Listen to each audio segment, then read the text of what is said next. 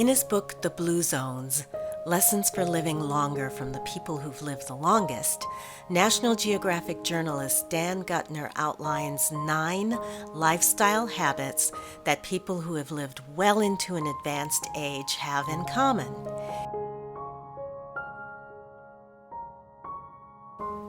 He calls them the 9 pillars of longevity.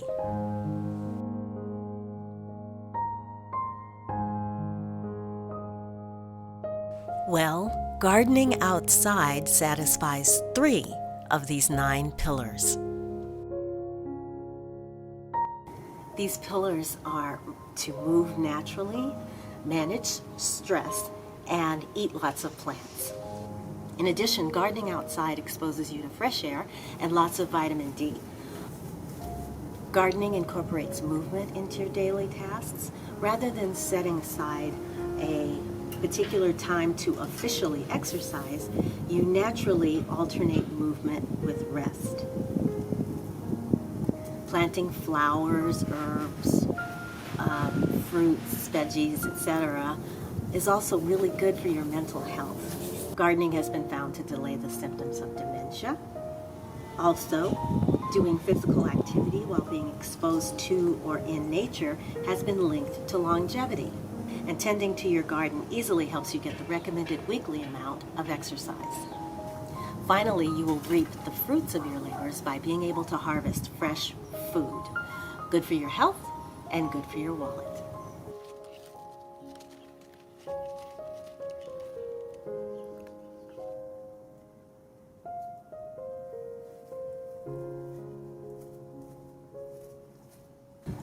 So I have a project that I'm going to be working on today. I'm going to put an herb garden that I can hang from the railing right outside my kitchen door. That way, when I want to get fresh herbs, I don't have to walk down a flight of stairs to get to the yard in order to get them.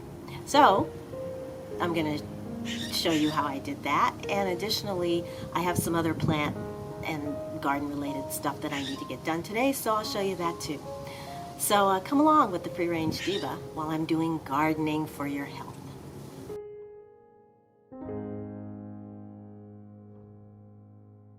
I bought this large flower box planter for the herb garden. I'm going to use these metal brackets to mount the box to the handrail.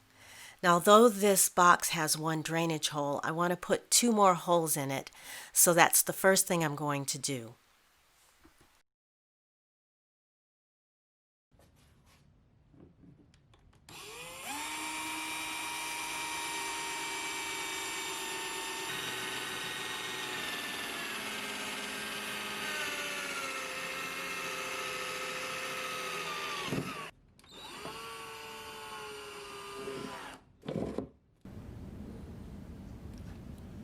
I've assembled and hung the brackets, so I'm going to place the box on them and anchor it with the metal strips that were included.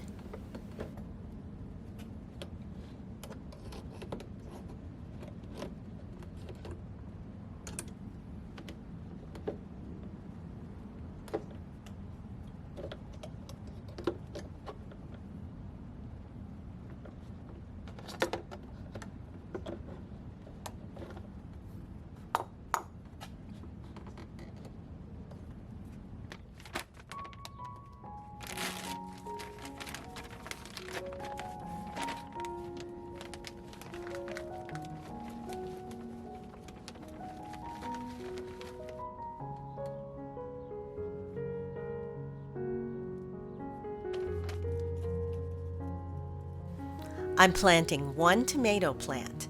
This is a hybrid called the Patio tomato.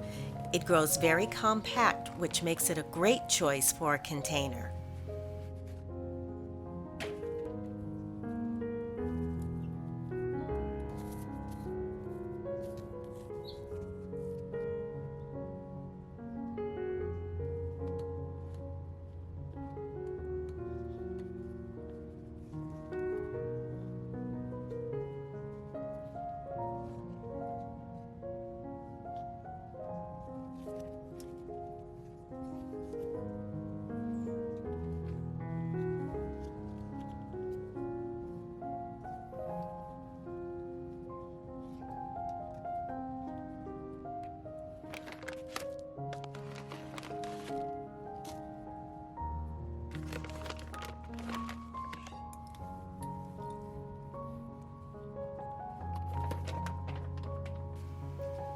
Now, the herbs.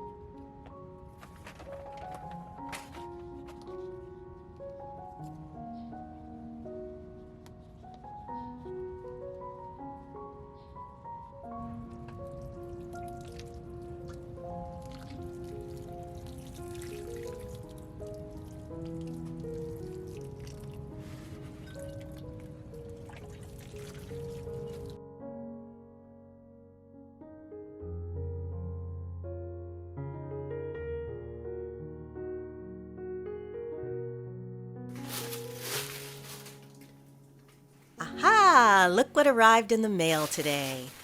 I ordered a plant from Love Sucks, a nursery in Tracy, California, which is just outside Stockton.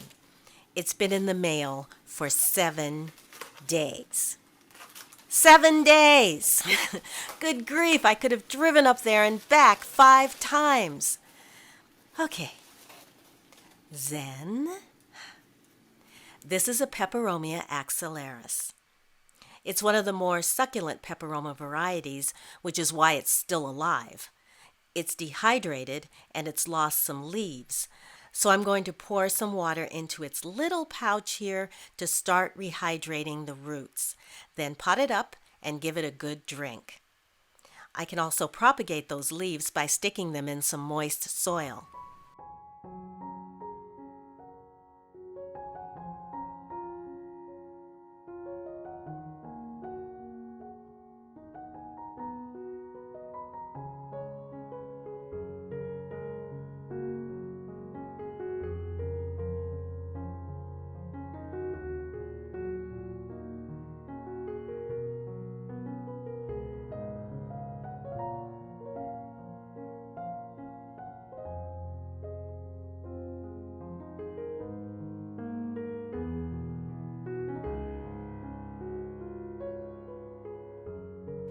I'll put the plant in an area where it can get bright, indirect light, and hopefully it will take off.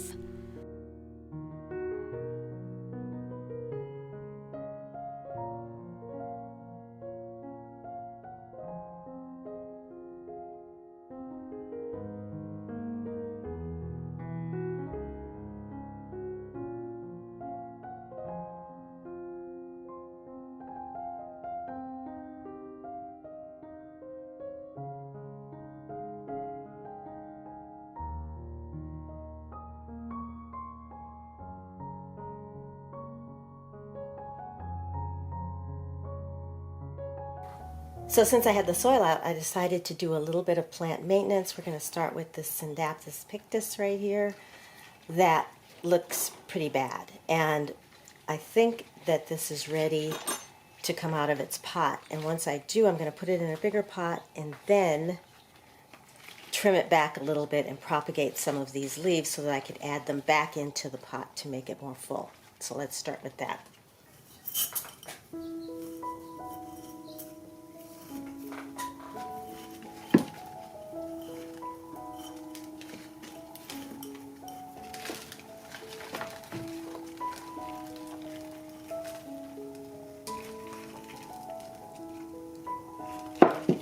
So yeah, as you can see, it's ready for a new pot.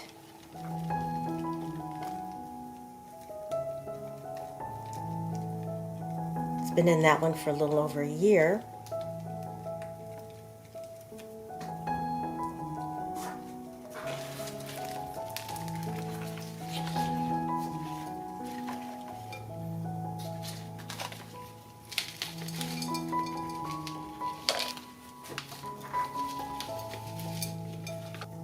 because these leaves are so far apart on the stem, this is called the internodes, and there's a lot of space here, so that means it wasn't getting enough light probably. It's right here. And we'll take, want to make sure we get this little nub right here. That's where the root's going to come from.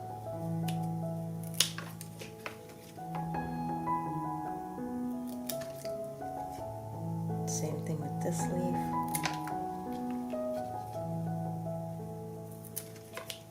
And cut that right there and see if we can't root all of these in water. So yeah, that looks a little bit better from its trim. And I left space here so that I can add more. Once those cuttings root, I can add them back into here. This lemon lime philodendron, I think, needs a bigger pot. I have been obsessing over the color chartreuse with gray lately, so what I'm going to do is see what the roots look like and move it over into this bigger pot. So, because as you see, these leaves are, it's growing, but the leaves are coming in really small. Lots of them, but they should be a lot bigger. So first, let's get it out of the pot, see what's going on with it.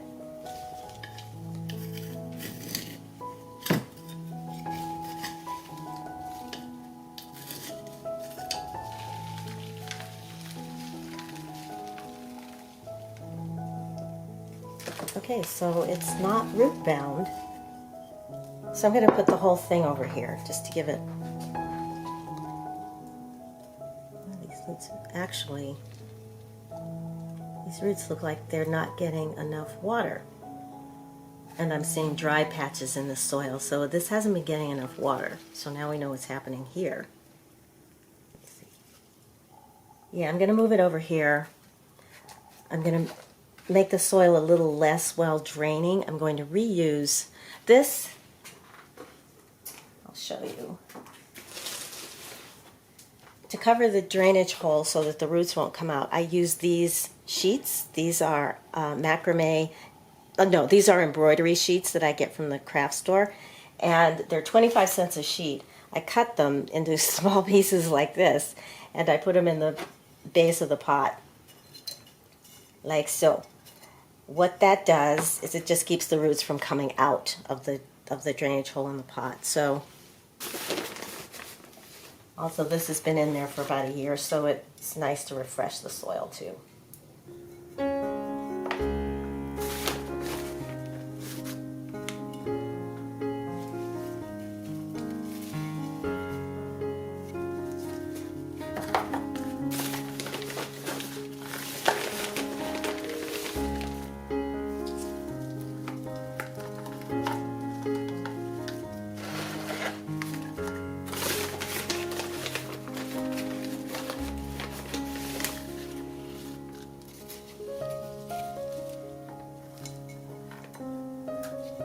Watered this yesterday, and the soil is still this dry already, so it's definitely.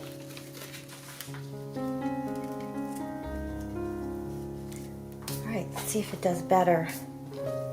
See, the leaves are already curled up like it's not getting enough water, so let's put some water in there. I'm going to save this soil and use it outside.